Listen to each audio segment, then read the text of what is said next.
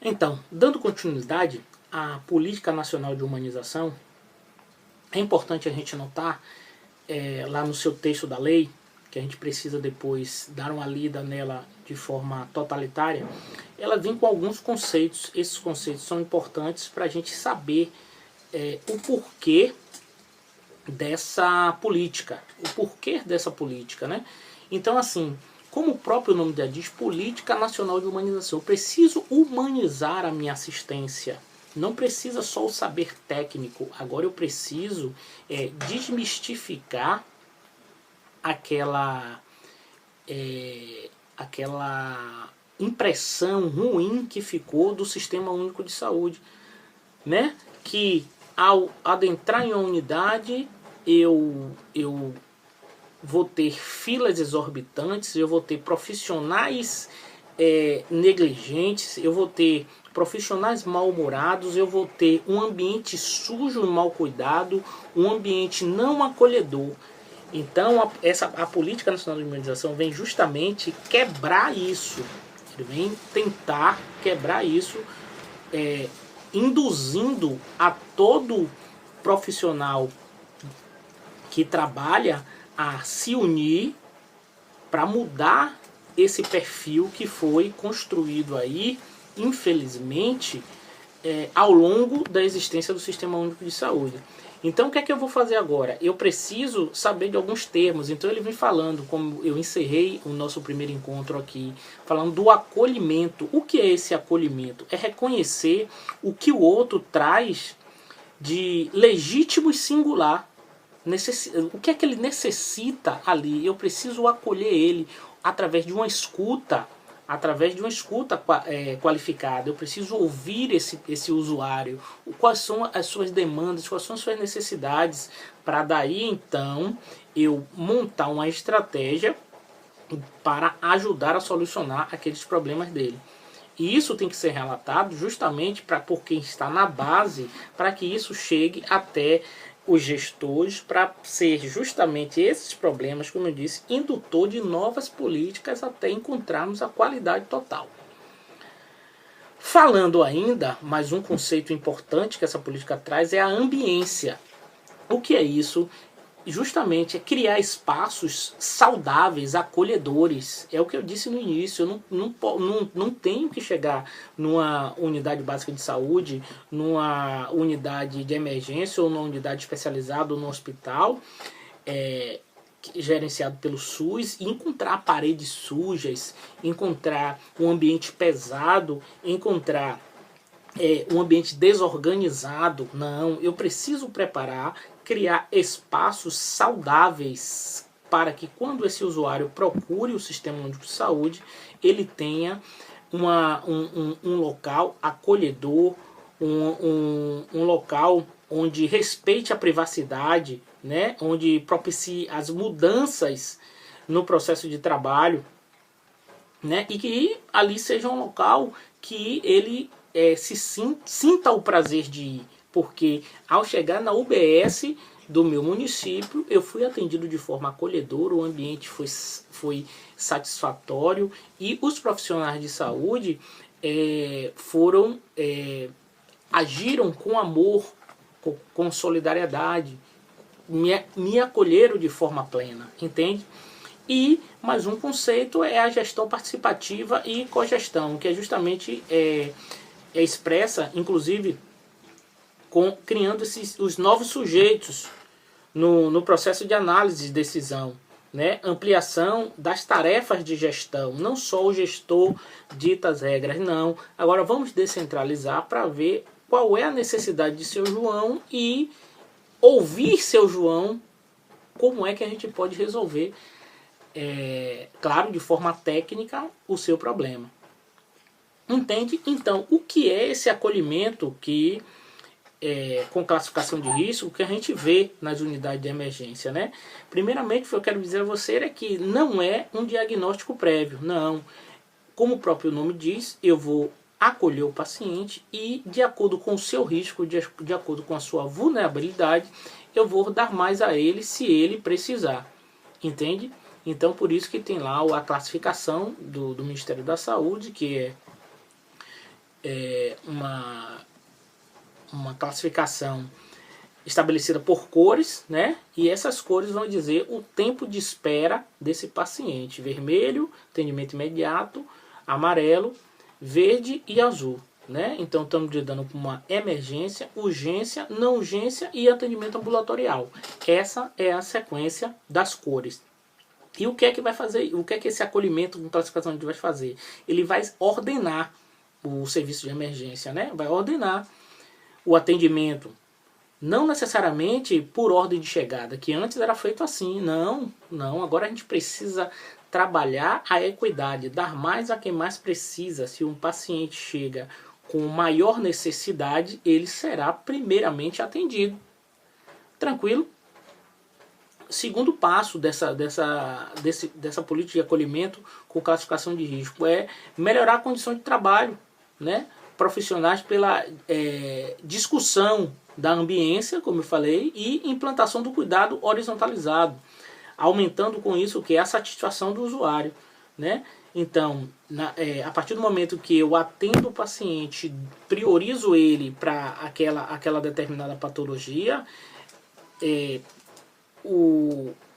a assertividade na assistência ela vai ser muito mais positiva do que eu deixar ele numa fila esperando entre outras pessoas que chegaram antes dele, tá com uma gripe simples, né? Uma dor abdominal simples e a pessoa está com uma dor sugestiva de AM. Então eu preciso referenciar ela dentro do protocolo e colocar ela como prioridade, porque ela está sendo mais vulnerável naquele momento, né? O terceiro passo é não fazer um diagnóstico prévio, como eu disse, e nem excluir as pessoas. Não pode excluir, era o que era feito antes na antiga triagem. Por isso o nome triar. A triagem, esse termo, era utilizado justamente na guerra para tirar os soldados que não tinham mais condições de fronte e colocar para trás. Assim, isso era triagem. O que fazemos não é, na verdade, uma triagem, é classificar o risco. Eu vou classificar o risco fazendo o quê? Não excluir as pessoas. Todas vão ser atendidas pelo médico, mas todos vão ser atendidos de acordo com a sua necessidade de atendimento, de acordo com a sua vulnerabilidade, de acordo com a sua queixa, de acordo com a sua apresentação. Entende? E o quarto passo dessa política do acolhimento com classificação de risco, que está incluso na Política Nacional de Humanização, ela é realizada por um enfermeiro qualificado, né? E em alguns serviços tem um técnico ali que pode lhe ajudar para auxiliar nos sinais vitais e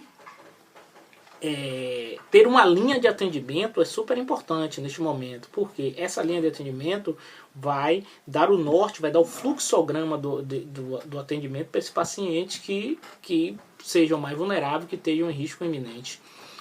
Tranquilo? Do atendimento.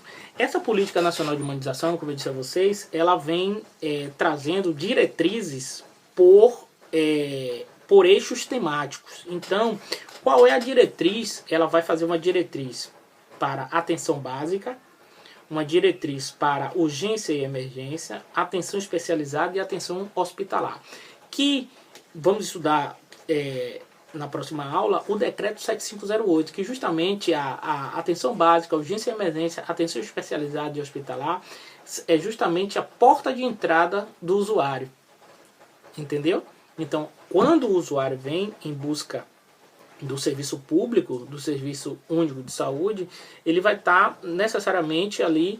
Seria o interessante sempre a entrada ser pela atenção básica, que é a liderança, que é a indutora de políticas. O planejamento vai ser organizado pela atenção básica, mas existem outras portas de entrada, né? Se eu não conseguir antecipar na atenção básica, o paciente vai ter uma dor. Ele vai para onde? Vai procurar a UBS, né? Vai ligar para o SAMU 92. Então é uma porta de entrada também, que é o pré-hospitalar móvel.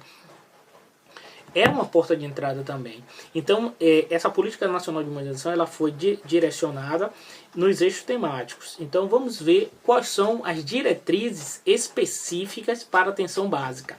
Primeiramente, elaborar projetos de saúde individuais ou coletivos para usuários da rede social considerando as políticas intersetoriais da necessidade de saúde. Isso é importante, planejar essa assistência aí, vendo por setores, né, da atenção básica. Incentivar a prática de promoção à saúde, mais uma diretriz. O que é isso? Promover saúde. Nós estudamos isso no início da disciplina. Educação de saúde. Educar a sociedade para que ela saiba o porquê que eu estou fazendo isso. Entende? Neste momento, o porquê que as mídias sociais, a imprensa é importante nesse momento, que vai ser quem vai veicular a informação necessária para promover essa política de humanização. Isso, promover saúde. É mais uma estratégia aí, mais uma diretriz da atenção básica. Seguindo, vamos fazer o quê? Estabelecer as formas de acolhimento e inclusão do usuário, que promove o quê? A otimização dos serviços a fim de promover o fim das filas, né? A hierarquização do risco, como eu acabei de falar, é importante também na atenção básica fazer isso, e o acesso aos demais níveis do sistema ali. Então, quem vai fazer isso? Quem vai ser o indutor vai ser a atenção básica. Se na atenção básica eu não tiver o recurso necessário para aquele usuário, eu vou referenciar para a atenção urgência e emergência, ou atenção especializada, ou até mesmo atenção hospitalar. O que não pode é o usuário ficar desassistido. Como eu bato nessa tecla, as ações e serviços de saúde promovidas pelo SUS precisam ser resolutivas, que é um princípio lá, a resolutividade. Saindo da atenção básica, nós vamos ver as diretrizes agora da urgência e emergência. Quais são essas diretrizes? O que é que a Política Nacional de Humanização propõe? Garantir a demanda acolhida através do quê? De critério de avaliação de risco, como eu acabei de dizer, né? Garantindo o acesso referenciado aos demais níveis de assistência, né? Fazer a classificação de risco, e se o paciente não for, exemplo, um caso de urgência ou emergência, for um caso de ambulatorial, vamos dizer assim, um curativo, eu vou referenciar ele para a unidade básica para realizar o curativo, entendeu? Não posso deixar de assistir ele. Segunda diretriz da nossa urgência e emergência é garantir a resolução de urgência e emergência, promovendo o acesso à estrutura hospitalar e a transferência segura, foi o que eu falei aqui, conforme a necessidade do usuário. Se Dona Maria está lá na minha UBS, mas o caso dela ela está lá na minha urgência e emergência, perdão, mas o caso dela é hospitalar, eu vou referenciar ela, não posso, fazendo a transferência até segura para a Dona Maria para a unidade hospitalar, entende? E o que é que eu vou fazer ainda aqui nas diretrizes da urgência e emergência? Implantação de protocolos clínicos. Isso é importantíssimo, que é o que eu falei a você, a linha do cuidado. O que é isso? É eu atender um paciente já com um fluxograma todo do que eu tenho que fazer.